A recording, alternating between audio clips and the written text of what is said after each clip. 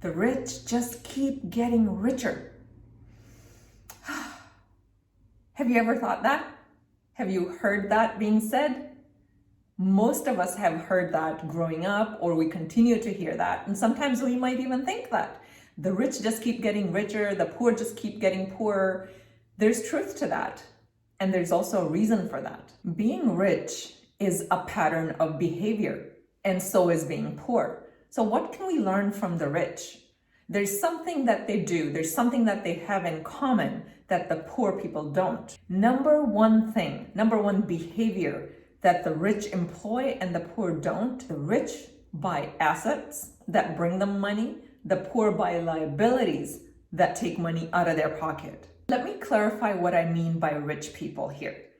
Rich meaning someone who has become financially free. Rich meaning someone who doesn't need to work day to day. They don't need to be in a job that they don't like. They are financially free. The rich that I'm talking about, it's the everyday rich. I'm not talking about the rich and the famous people. I'm not talking about the actors and the sports stars or anything like that. I'm talking about everyday rich. It could be your neighbor, and it could be a friend, and it could be people that you don't even know that they have that kind of money, because they're not out driving flashy cars, living in mansions and wearing $50,000 watches and so on. This is what I'm talking about when I say the rich. The rich I'm referring to is the everyday rich. Anyone can get there. That's the kind of rich I'm talking about. And it's the type of richness, it's the type of wealth that is accessible to anyone, because it's simply a set of behaviors. If you're not quite where you want to be, this is the one thing that you want to look at. Number one thing that keeps people poor or keeps them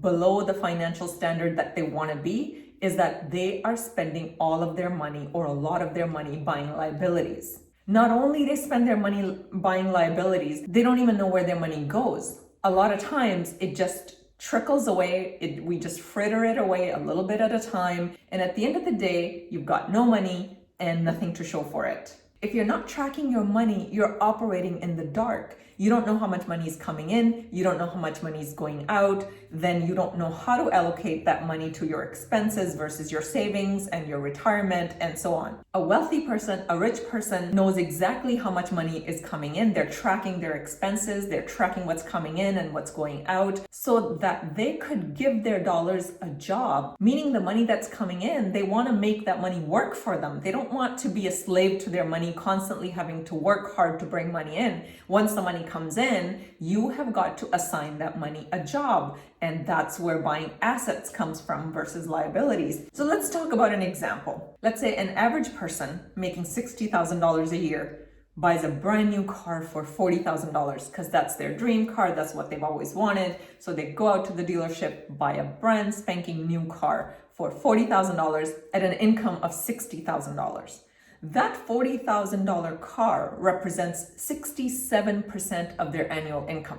That's a huge amount of money. They might think they've got themselves an asset. It's a tangible thing. It's a car. You can see it, you can touch it, you can feel it.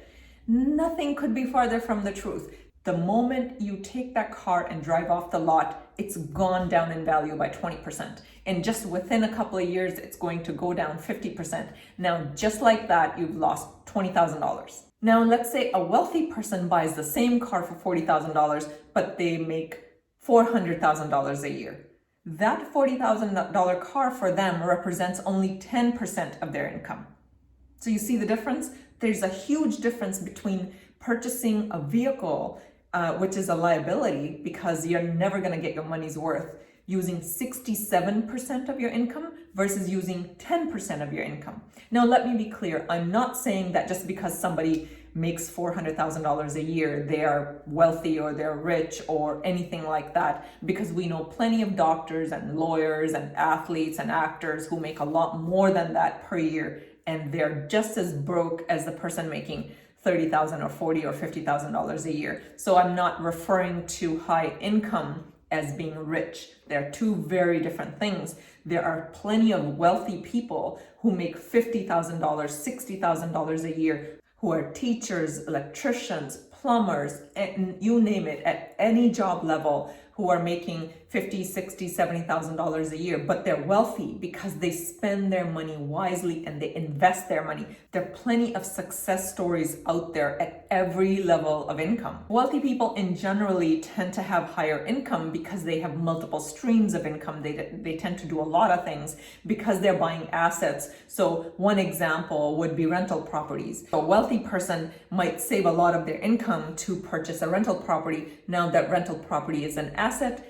and it's bringing them another stream of income. So they could have a job, they're doing their 9 to 5, if you will, they have their regular job, they have a salary coming in, and they have money invested in the stock market or index fund. So they've got this dividend income coming in, that's a second source of income, and then their rental property is their third source of income. So right there, just 3 sources of income, just like that. So that's why the wealthy people in general tend to have multiple sources of income because they continue to buy assets. Now let's go back to that average person that we talked about who's making $60,000 a year and buys a $40,000 car. Not only do they lose out by spending a large chunk of their income, large percentage of their income on a liability, they also lose out on the opportunity cost. Instead of buying that $40,000 brand new car, you could buy a $7,000 car. You could get a fairly good car for $5,000, $6,000, $7,000. Let's say you spend $7,000. It's a used car, a few years old. It serves its purpose. It's a mode of transportation. Now let's take the difference between $40,000 that they would have spent. Instead, they spend $7,000. There's a $33,000 difference. Instead of spending 40, they spend 7.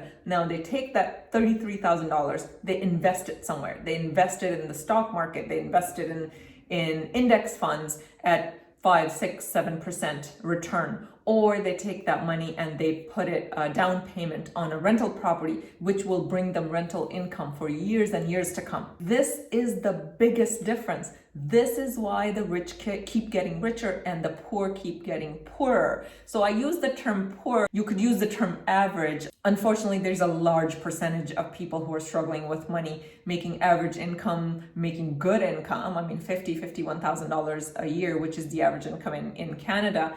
And it's probably very similar in the US as well. So making pretty good income, but struggling with money, not only struggling, but becoming poorer, having large amounts of debt and not feeling that they have any way out. This is the biggest difference. Yet you see the average person having very expensive cars, in expensive handbags, expensive homes, larger and larger homes as their income goes up, spending a lot of money on clothes, spending a lot of money on vacations they can't afford. All of these are liabilities. I'm not saying you shouldn't enjoy your life. I'm not saying you shouldn't spend money and live your life and all of that, but you just have to do it mindfully. Just make sure that you're tracking your money. Like I said at the beginning of the video, make sure that you're tracking your money, know exactly what's coming in, what's the percentage you want to save and invest. Pay yourself first. And then you take the leftover and look at what are some of the things that bring you joy, what are some of the things that you really enjoy spending on, so spend consciously. If you see someone who's wealthy driving a really expensive car or wearing something really expensive and spending a lot of money on something, keep in mind the percentage of their income they spent on that item is very, very tiny. Generally speaking, the wealthy will not spend a large chunk of their income on anything for the most part. And again, I'm talking about the everyday wealthy. I'm talking about the everyday rich. They became wealthy because they're frugal, not cheap, but frugal. Cheap means you just save money at every cost and you're not nice to people, to me anyways. You don't enjoy life, you don't look at quality. So there's a big difference between being frugal and being cheap. The wealthy are frugal. I know it's not a sexy thing to talk about, so you never hear about this in the media. All you see is flashy cars and flashy homes and flashy things. That is not the way to being rich. That is not the way to being wealthy. So don't let all of that fool you. The wealthy are frugal. Anyone can put some of these practices into place and become wealthy. Adopt this very important habit, this very important practice of buying assets and not liabilities, and know where your money is going. I hope you enjoyed this video. Don't forget to comment below if you liked the video. Don't forget to share it with your friends. And if you haven't done so already, subscribe to the channel. I would love to have you as part of this community. Thanks again for watching. I'll see you next week.